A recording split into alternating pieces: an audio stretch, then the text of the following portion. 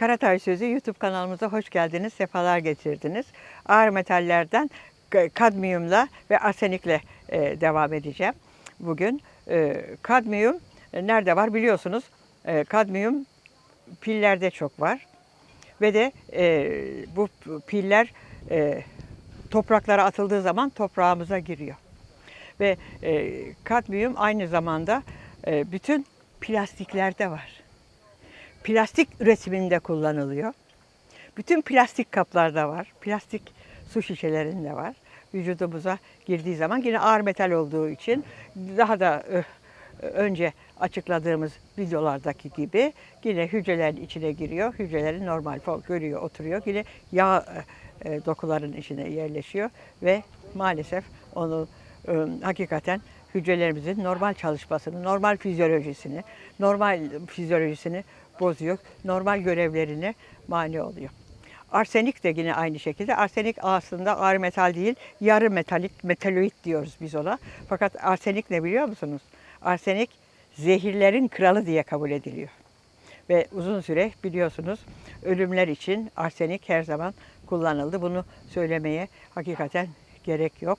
Yine sularımızda çok fazla, toprakta aldığımız sularda çok fazla arsenik bulunuyor.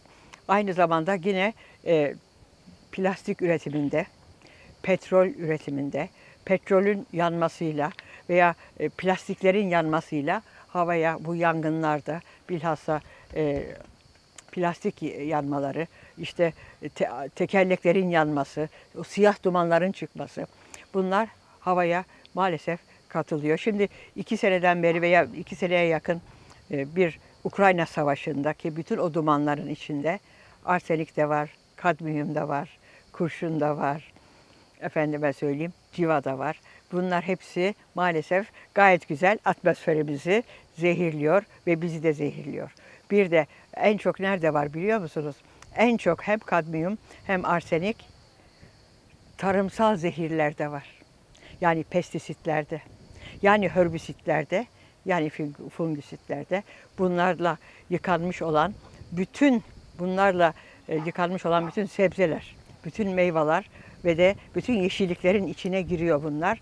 Ne kadar yıkarsak da yok efendim sirkede bekletsek de bilhassa yeşil yapraklıların içine giriyor. Mesela ıspanak. Senelerce önce bir ıspanak zehirlenmesi denildi. Halbuki ıspanak zehirlenmesi değildi. O pestisit zehirlenmesiydi. Örtbas edildi. O zaman da ben söylemiştim. Yok ıspanak zehirliymiş vesaire. Yok efendim ayrık otu varmış vesaire. Değil efendim. Çünkü bizim ülkemizde maalesef tarım zehirleri mecburi olarak kullandırılıyor Tarım Bakanlığı tarafından. Kullanmayanlara ceza veriliyor. Ben köylülerle, çiftçi arkadaşlarla konuşuyorum.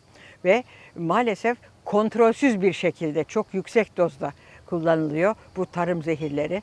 Ben Tarım Bakanlığı'na, Sağlık Bakanlığı'na sesleniyorum. Bunların hemen yasaklanması lazım. Bizim hakikaten bazen ihracat ettiğimiz domatesler veya başka diğer ürünler diğer ülkelerden geri gönderiliyor. Hiç rahatsız olmuyor muyuz efendim? Azerbaycan'dan bile domatesler geri gönderildi geçen senelerde. Bu neden? Üstü çok ilaçlı da ondan. Ama onlar ne oldu? Piyasaya sürüldü. Bizlere verildi efendim. Onun için ben meyve yemeyin, sebze yemeyin dediğim zaman, kendiniz yetiştirin dediğim zaman bana lütfen hakikaten ay biz nasıl yapalım, biz nasıl edelim demeyin. Bu zehirleri vücudumuza sokmayacağız. Tabii baştaki en büyük zehirlerden biri de yani vücudumuzun bütün hücrelerini bozan şeker biliyorsunuz.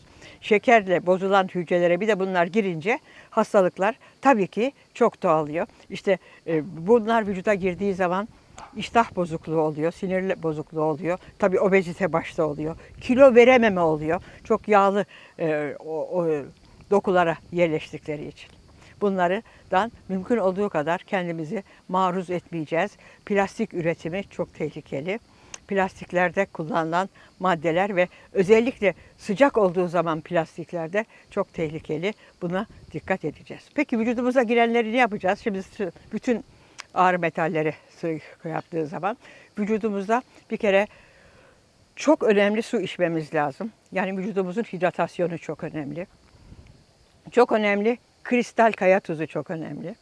Bu hakikaten vücuttan bu mineralleri çok yavaş da olsa atabiliyor. Alüminyumu atan en önemli şeylerden biri de silika. Silika vücuttaki alüminyumla birleşir, diğer metallerle de birleşir. Silika idrar yoluyla bunların atılmasını sağlar. Ülkemizde bir tek maden suyunda silika var. Dikkatli olalım ve onu kullanmaktan korkmayalım. Silika çok önemli. Silikanın hakikaten Alzheimer'ı önlediği 2015 çalışmasında gösterildi efendim. Silikalı sular içilmesi önemli. Alüminyumun ve ağır metalleri vücuttan attığı için. Ayrıca asit ortamda da bu metaller oturuyor, yer buluyor. Onun için alkali yani pH'ımızı yükselteceğiz. Yani İngiliz karbonatı. Onun dışında da vitaminlerimiz çok önemli. C vitamini, B vitaminleri ve D vitamini yani hücrelerimizi güçlendirmemiz lazım. Yani hücresel güçlülüğü sağlamamız lazım. Hücresel bağışıklığımızı artırırsak bu metallerin etkisi yavaş yavaş azalıyor. Tabii en başta da ne geliyor biliyor musunuz? İyot yani Lugol solüsyonu geliyor. Peki ne yapacağız? Şimdi efendim Eylül ayındayız ya. Turşu suyu içeceğiz. Turşu suyu yapacağız. Şimdi bilhassa lahana turşusu, bilhassa karnabahar turşusu çok önemli. Kış boyu, yaz boyu turşu suyu kristal kaya tuzu ile yapılacak. Yalnız kristal olacak. Toz kaya tuzundan bahsetmiyorum. Orada alüminyum katılıyor çünkü. Onun için kristal olacak. Kristal kaya tuzu ile yapılan turşular hakikaten vücudun bütün hücrelerini turşu suyu bilhassa lahana turşusu suyu çok önemli. Kış boyu bunu tüketmeyi öneriyorum. Benim kitaplarda Karatay Mutfağı kitabında turşuların nasıl yapıldığını, doğal olarak ortamda nasıl yapıldığını açıklıyorum. Bir de efendim bizim ülkemizde şimdi şu sırada çok güzel üretiliyor. Doğal olarak tahin çok önemli. Tahin yenilecek. Mümkün olduğu kadar. Yalnız tahin pekmez de yenmeyecek efendim. Ama tahini her şeye katabiliriz. Yemeklere katabiliriz. Salatalarla tahin koyabiliriz. Peynirin üstüne koyup yiyebiliriz.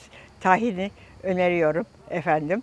Bir de tabii bütün bu metallerden bahsettik ya. Kurşun, civa, kadmiyum, bilhassa kadmiyum. Hepsi nerede var biliyor musunuz? Sigara dumanında var. Sigara dumanına maruz kalmayacağız. Sigara içenler bir de dumanlarda mutlaka bunları soluyoruz. Sigara dumanı solunmayacak. Sigara yasaklanacak efendim. Dumanı da yasaklanacak. Bu hürriyet, demokrasi falan değil. Sağlığa zarar veriyor. Senelerden beri o küçük çocukların yanında sigara içiyorsanız o çocukları şimdiden zehirlemeye başlıyorsunuz efendim. Bu genetik de değil, şey de değil. O zaman bitirmek istiyorum. Sigaramın dumanıyla bitirmek istiyorum. Sigaramın dumanı yoktur yarın imanı, yoktur yarın imanı. Altından köşk yaptırdım, gümüşüden merdivanı, gümüşüden merdivanı. Sigara dumansız günler diliyorum. Vücudunuzdan müsilajı atın istiyorum efendim. Kaya tuzunu, turşuyu ve tahini unutmayın efendim. Sağlıklı günler diliyorum. Hazırlığınıza başlayın efendim.